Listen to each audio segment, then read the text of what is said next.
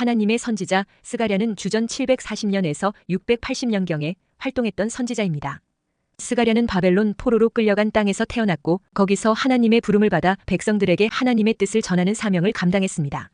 남유다의 70년 포로 생활이 끝나고 하나님의 긍휼로 바사왕 고레스 칙령에 의해 유다 백성들이 고국으로 돌아가게 된 것입니다. 이때 고국 땅으로 돌아기로 자원하는 자들은 모두 돌아가는 복을 누리게 되었습니다. 그런데 언약의 땅에 돌아와 보니 예루살렘 성은 다 무너져 있고 성전도 흔적만 남아있는 처참한 상황이 그대로 방치되어 있었습니다. 그리고 재건의 사역을 시작했는데 주변에 있는 사마리아인과 이방인들이 회방을 놓고 군대를 보내 간헐적으로 위협을 해오는 것입니다. 그래서 성전 재건 사역이 15년간이나 멈춰버렸습니다. 이때 하나님은 스가랴 선지자를 통해 환상과 말씀을 통해 다시 성전 재건 사역을 재개할 것을 독려하고 있습니다. 하나님은 시리에 찬 이스라엘 백성을 그냥 버려두지 않았습니다. 스가랴 선지자를 통해서 첫 번째로 골짜기에 붉은 말을 타고 서 있는 여호와의 천사 환상을 보여주었습니다. 그러면서 지금 악의 세력이 강해서 하나님의 백성을 괴롭히고 있지만 하나님은 그 백성의 아픔을 아시고 함께 하시며 위로해 주신다는 것을 알려주었습니다. 그리고 이어 오늘 본문에서는 스가랴 선지자가 본 두 번째 환상입니다. 4개의 뿔과 4명의 대장장이 환상이었습니다. 이 환상으로 원수들의 어떤 방해가 있다고 할지라도 하나님께서는 반드시 이기게 하고 말 것이라고 하는 하나님의 메시지를 주고 있습니다. 하나님의 백성은 비록 사방으로 우겨 쌓임을 당해도 반드시 승리하게 하시는 것입니다. 스가랴서는 크게 4가지 구조를 갖고 있습니다. 먼저 서론이 스가랴 1장 1절부터 6절까지입니다. 다음 8가지 환상이 스가랴 1장 7절부터 6장까지입니다. 그 다음이 2가지 메시지로 스가랴 7장 8장입니다. 7장은 금식에 대해서 8장은 회복에 대한 메시지입니다. 그리고 마지막 부분이 2가지 예언으로 스가랴 9장부터 14장까지입니다. 8가지 환상 중 첫 번째 환상은 붉은 말을 타고 있는 사람과 화석류 나무 사이에 서 있던 사람입니다. 이 사람은 삼위 하나님 가운데 인자이신 예수님을 가리키는 것으로 보고 있습니다. 당시 열국은 평안한 가운데 잘 나가고 있는데 하나님의 백성 유다는 겨우 나라를 회복하여 고전을 면치 못하고 있는 상황이었습니다. 첫 번째 환상은 고통과 시련 중에 있는 하나님의 백성들을 찾아와 위로하시는 하나님을 보여주고 있습니다. 특히 유다 나라가 다시 회복되는 것을 싫어하며 괴롭히고 위협하여 위축시키려고 하는 주변 상황이었습니다. 이런 나라들을 향해 스가랴는 첫 번째 환상에서 하나님은 스가랴 1장 15절에 안일한 여러 나라들 때문에 심히 진노하나니 나는 조금 노하였거늘 그들은 힘을 내어 고난을 더하였음이라 했습니다. 그러면서 하나님은 결국 이스라엘의 영광은 회복될 것이라고 말씀합니다. 스가랴 1장 16절 17절에 그러므로 여호와가 이처럼 말하노라. 내가 불쌍히 여김으로 예루살렘에 돌아왔은즉 내 집이 그 가운데에 건축되리니 예루살렘 위에 먹줄이 쳐지리라 만군의 여호와의 말이니라. 그가 다시 외쳐 이르기를 만군의 여호와의 말씀에 나의 성읍들이 넘치도록 다시 풍부할 것이라. 여호와가 다시 시온을 위로하며 다시 예루살렘을 택하리라 하라 하니라 했습니다. 하나님은 결국 이스라엘의 영광을 회복할 것이라고 했습니다. 그런데 그 이스라엘을 회방하며 힘들게 하는 열국들은 하나님께서 이제 다스릴 것이라며 진노했습니다. 그런데 구체적으로 그 하나님의 진노가 무엇인지는 말씀하지 않았습니다. 그런데 이제 두 번째 환상에서는 열국에 대한 심판에 대해 구체적으로 말씀하십니다. 그 심판의 이유와 그 심판의 확실성이 이 두 번째 환상을 통해서 계시되고 있습니다. 이 두 번째 환상은 4개의 뿔과 4명의 대장장이 환상입니다. 첫째, 하나님은 스가랴 선지자에게 4개의 뿔 환상을 보여주었습니다. 본문 18절에 내가 눈을 들어본즉 4개의 뿔이 보이기로 했습니다. 그리고 이어 19절에 이에 내게 말하는 천사에게 묻되 이들이 무엇이니이까 하니 내게 대답하되 이들은 유다와 이스라엘과 예루살렘을 흩뜨린 뿔이니라 했습니다. 여기 나오는 뿔은 성경에서 주로 인간 권세와 영화와 교만과 세상의 힘을 가리킬 때 사용되고 있습니다. 다니엘 8장의 환상 중에 역사에 등장한 바사 제국과 헬라 제국을 수양과 수점소의 두 뿔로 예언했습니다. 동양 사람들은 특별히 뿔을 왕의 홀이라고 말합니다. 왕이 홀을 잡았다는 말입니다. 그래서 뿔은 권력을 상징합니다. 권력과 힘과 권능을 가진 것을 뿔이라고 합니다. 그러니까 이 뿔이 세상의 무신론적이고 반신론적이요 유물론적이요 우상숭배적인 국가 권력을 가리킬 때도 사용하고 있습니다. 또한 이 뿔이 타락한 교권을 상징하기도 합니다. 예컨대 거짓 선지자 시드기야는 철로 뿔을 만들어가지고 이것들로 전쟁 무기를 삼아 적을 무찌르라고 아합 왕에게 거짓 예언을 한 일이 있었습니다. 이때 그 광경을 보고 참 선지자 미가야는 그 전쟁에 하나님의 도우심이 없을 것이라고 하자 거짓 선지자 시드기야는 왕과 백성 앞에서 미가야 선지자의 뺨을 때렸습니다. 당시 거짓 선지자 400명은 아합 왕이 전쟁에 나가서 승리할 것이라고 아부하는 예언을 했습니다. 그러나 미가야 선지자만이 바른 예언을 했습니다. 그러나 어리석은 아합 왕은 거짓 선지자의 말을 듣고 전쟁에 나가 결국 죽게 됩니다. 이렇게 뿔은 타락한 종교 권력을 나타내기도 합니다. 뿔이라고 하는 것은 힘의 상징이요 권력의 상징일 뿐만 아니라 또한 교만의 상징입니다. 뿔을 가진 동물들은 대개 그 속성이 교만합니다. 뒤로 물러서지 않는 염소를 보면 알 수 있습니다. 이와 같이 뿔이라고 하는 것은 권력의 상징이요 교만의 상징입니다. 그런데 이 뿔을 가진 것들이 이스라엘 백성과 유다 민족을 흩어버렸다는 것입니다. 그리고 그 뿔로 예루살렘까지 파헤쳐 뒤집어 버렸던 것입니다. 그러므로 뿔은 하나님의 백성을 망하게 한 세력을 의미합니다.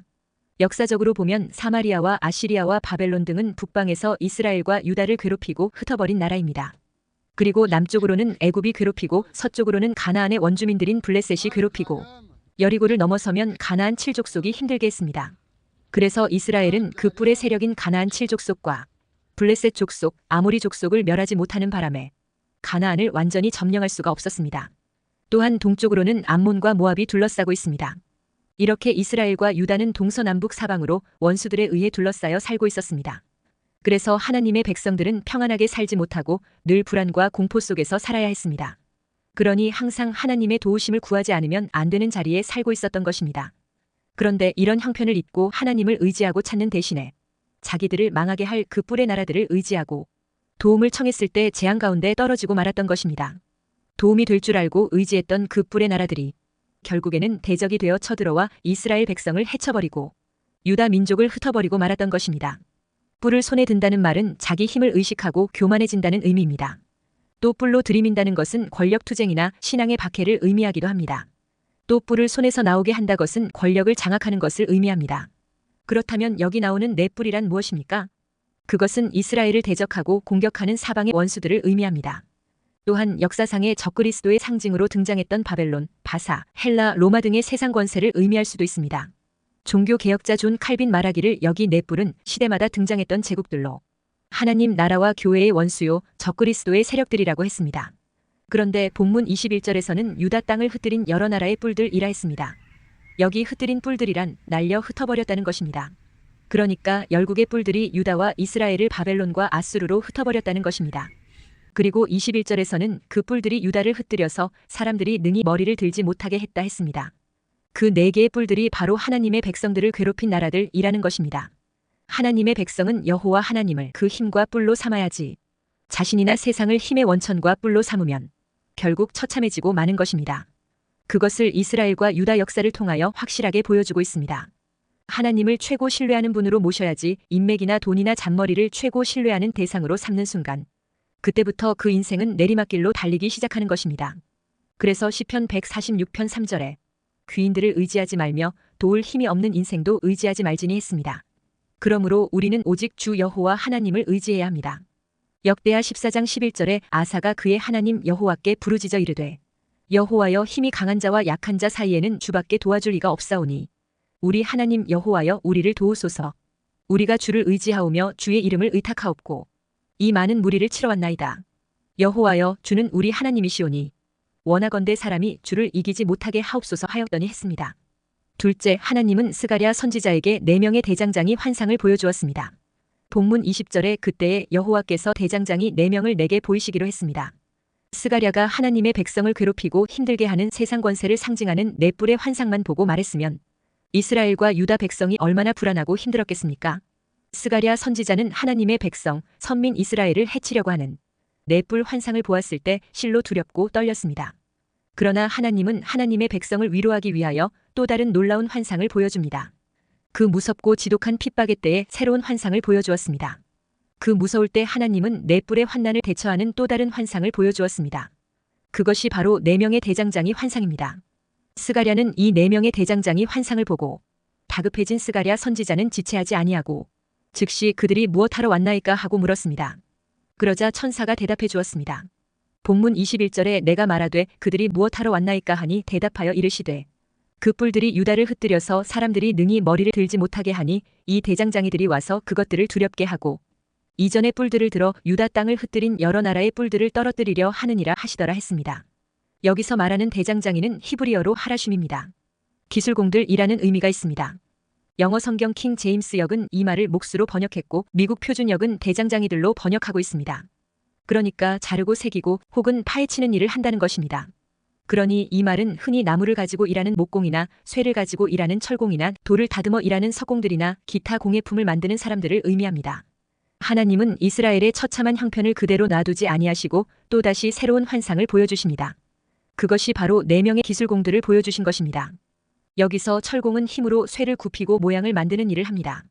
구부러진 곳을 펴기도 하고 깨진 부분을 다시 세우기도 합니다. 철공은 강한 쇠를 다스리는 힘을 가지고 있습니다. 석공은 망치로 돌을 깨면서 새로운 모양을 만듭니다. 목공은 단단한 나무를 깎으면서 새로운 모양을 만듭니다. 이들이 하는 모든 일은 강한 재료에 힘을 더해서 새로운 모양을 만드는 일을 합니다. 다시 말해 힘을 제어하는 더 강한 다른 힘을 갖고 있습니다. 그와 같이 환상 중에 보인 기술공들이 하는 강력한 힘을 가지고 이스라엘을 괴롭히는 무리들을 제어하는 역할을 한다는 것입니다. 그러므로 이 4명의 기술공들은 즉 4명의 대장장이는 뿔을 꺾는 역할을 하는 것입니다. 이 4개의 뿔과 4명의 대장장이 환상은 성전을 방해하는 세력과 이스라엘을 괴롭히는 힘이 이 세상에 있지만 오히려 그 힘을 능가하는 하나님의 능력이 있다는 것을 알려주고 있습니다. 하나님은 세상 권세를 가지고 온갖 방해를 해와도 당신의 백성을 지키시고 인도해 가시는 분이십니다. 그러므로 하나님의 백성은 힘들고 어려운 상황 가운데서도 소망을 갖고 살아야 합니다. 때가 되면 하나님의 백성인 이스라엘과 유다를 친 열국들이 무너지게 되는 것입니다. 그런데 세상 권세를 상징하는 뿔의 숫자와 하나님의 역사를 상징하는 기술공들의 숫자가 동일합니다. 이것은 하나님께서는 그 모든 대적에 대해서 이미 처붓을 대한 권세와 도구를 이미 다 준비해 놓았다는 것을 말해주고 있습니다. 그러므로 아무리 세상 권세와 뿔로 하나님의 백성을 회방하고 괴롭혀도 하나님의 성전 재건, 반대 세력을 무너뜨릴 모든 준비가 다 되어 있다는 것입니다. 그래서 이스라엘을 괴롭힌 무리들은 무너지고 성전은 재건되어 질 것입니다. 악의 세력은 반드시 무너진다는 것입니다. 그야말로 희망이 담긴 위로의 말씀인 것입니다. 그러면 이 4명의 기술공 대장장이는 어디로부터 보냄을 받았습니까? 본문 20절에 그때에 여호와께서 대장장이 4명을 내게 보이시기로 했습니다. 여호와께로부터 보냄을 받았다고 합니다. 그러므로 이 4명의 대장장이는 하나님께 소명을 받고 하나님의 지시에 따라 움직이는 하나님의 사자들입니다. 그러니까 이 땅에서 하나님의 선을 이루고 악을 제거하는 화평의 천사들을 가리키는 것입니다. 이 대장장이들은 하나님의 택한 백성을 대적하는 사방의 모든 원수들을 멸하기 위해 하나님께서 준비하신 심판의 도구들입니다. 이 대장장이들이 언제 나타났습니까? 본문 20절에 그때에 나타났습니다. 곧 유다와 이스라엘과 예루살렘이 네 뿔에 의하여 분산되고 고난을 겪을 때였습니다. 네 뿔에 찔려 흩어짐을 당할 때였습니다. 선민이 원수들에 의하여 고난을 겪고 있을 때였습니다. 네 뿔보다 우수하고 강한 기술공들이 나타났습니다. 스가랴는 그 4명의 기술공들이 무엇을 하러 왔는지 물었습니다. 본문 21절에 내가 말하되 그들이 무엇하러 왔나이까 하니 대답하여 이르시되 그 뿔들이 유다를 흩뜨려서 사람들이 능히 머리를 들지 못하게 하니 이 대장장이들이 와서 그것들을 두렵게 하고 이전의 뿔들을 들어 유다 땅을 흩뜨린 여러 나라의 뿔들을 떨어뜨리려 하느니라 하시더라 했습니다. 4명의 대장장이들이 무엇을 위하여 하나님께로부터 보냄을 받았습니까? 그것은 하나님의 백성을 흩어서 힘들게 하는 그 뿔들을 두렵게 하기 위해서라고 했습니다. 그러니까 선민의 대적들을 공포 속으로 몰아넣는 일을 한다는 것입니다. 이것은 그들이 하나님의 공의의 심판을 대행하는 자임을 가리키고 있습니다. 여러 나라의 뿔들을 떨어뜨리려 하느니라 했습니다. 떨어뜨린다는 말은 야다로 내던지다, 팽개치다는 의미입니다. 산산조각 내어 날려 흩어보내어 버린다는 것입니다. 이 세상은 항상 하나님의 백성들을 대적하는 뿔의 세력들이 있습니다. 아벨과 셋과 노아와 아브라함이 그러했습니다. 그리고 선민 이스라엘이 애굽과 바벨론으로부터 포위를 당했습니다. 오늘 지상의 주님의 교회와 성도들도 적그리스도의 세력의 도전 속에서 포위를 당하고 있습니다. 온갖 유형, 무형의 뿔들 속에서 우리는 위협을 받고 살아가고 있습니다. 종말이 가까워올수록 이 무서운 열국의 뿔들이 대동단결하여 주님의 교회를 포위하고 도전에서 죽음에 이르게 하려고 합니다. 그러나 그럼에도 하나님은 네 뿔의 도전에 4명의 기술공인 대장장이를 준비했습니다. 그래서 하나님의 이 기술공들은 네 뿔을 산산조각 내어버리고 만다는 것입니다. 전혀 재생이 불가능하도록 완전 파괴를 시킨다는 것입니다. 그러므로 결국은 하나님 백성의 완전 승리로 궁극적 구원을 보게 하시는 것입니다. 이것을 믿는 자들은 복이 있습니다. 교회는 음부의 세력이 이기지 못합니다. 왜냐하면 교회를 대항하는 자보다 교회와 함께 하시는 자가 더 강하기 때문입니다. 재앙이 임할 수 있고 대적이 공격해 올 수는 있으나 정한 때가 되면 다 때려 부수는 하나님의 사자 기술공들인 대장장이들이 나타나 재앙을 무효화시키고 대적을 물리치는 것입니다. 이래서 하나님의 정의의 세력이 반드시 승리하게 하시는 것입니다. 이것이 하나님의 약속의 말씀입니다. 이 믿음으로 세상을 두려워하지 말고 이기게 되시기를 축원합니다. 셋째, 4개의 뿔과 4명의 대장장이 환상은 하나님께서 그 백성들에게 주시는 위로의 말씀입니다. 세상은 주의 백성들을 힘들게 하고 공격해오지만 하나님은 당신의 사자 천사들을 예비하여 당신의 백성들을 보호하시는 것입니다. 그러므로 눈에 보이는 환경만 쳐다보고 쉽게 좌절하지 말라는 것입니다. 이방은 일어나서 이스라엘과 유다를 파괴하고 억압했지만 하나님은 그 악의 세력들인 이 뿔들을 없애기 위해 하나님의 대장장이들을 쓰신다는 말씀입니다. 비록 내 뿔이 쓰임을 받을 때는 무척 강한 것처럼 보입니다. 그러나 이제 그들이 쓰임받는 때가 지나면 더 이상 진노의 몽둥이로서의 역할을 감당하지 못하게 하시는 것입니다. 결국에 가서 하나님께서는 그들을 제거하시고 하나님의 백성들이 자유를 누리도록 해주시는 겁니다. 잠시 드세게 일어나는 심판의 세력은 가공할 만한 힘을 가지고 있습니다. 그러나 하나님의 때가 되면 그 모든 것은 무너지고 하나님의 백성은 다시 일어나게 되는 것입니다. 욥처럼 세상에서는 의인이 해를 당하고 악인이 불을 누리는 일이 있을 수 있습니다. 그러나 그것도 때가 되면 모두 제자리를 찾게 하십니다. 전도서 3장 1절에서 4절에 범사에 기한이 있고 천하 만사가 다 때가 있나니 날 때가 있고 죽을 때가 있으며 심을 때가 있고 심은 것을 뽑을 때가 있으며 죽일 때가 있고 치료할 때가 있으며 헐 때가 있고 세울 때가 있으며 울 때가 있고 웃을 때가 있으며 슬퍼할 때가 있고 춤출 때가 있으며 했습니다. 그런데 사람은 이런 때를 알지 못하기 때문에 때로는 낙심이 되고 실망하게 됩니다. 그러나 하나님은 모든 것을 다 때를 따라 일하십니다. 내 뿔이 움직이는 동안은 하나님의 백성이 엄청난 고난을 당해야 했습니다. 그러나 이제 하나님의 때가 되어 하나님의 사자 4명의 대장장이를 보내시면서 모든 것이 정리가 되도록 하시는 하나님이십니다. 그러므로 우리는 하나님의 절대 주권을 의심치 말아야 합니다. 우리를 대적하는 4개의 뿔의 세력도 하나님께서 컨트롤하시고 4명의 대장장이도 하나님께서 주관하십니다. 사도 바울은 사방으로 우겨 쌓임을 당해도 넉넉히 이길 수 있었습니다. 공격해오는 수많은 대적들 가운데서도 담대할 수 있었습니다. 심지어 감옥 속에서도 담대할 수 있었고 강의 위협과 강도의 위협과 이방의 위협과 동족의 위협에서도 승리할 수 있었습니다. 그렇기에 환난이나 기근이나 적신이나 위험이나 칼의 세력에도 두려워하지 않았습니다. 그 이유가 무엇입니까? 바로 위로하시는 하나님을 바라보았기 때문입니다. 우리를 대적하는 뿔의 세력은 오히려 우리를 정금같이 빛나게 할 것입니다. 그러므로 무슨 일을 만나도 낭망하지 말고 위로하시는 하나님을 바라보고 소망 중에 세상을 이기는 믿음의 능력을 소유하게 되시기를 축원합니다.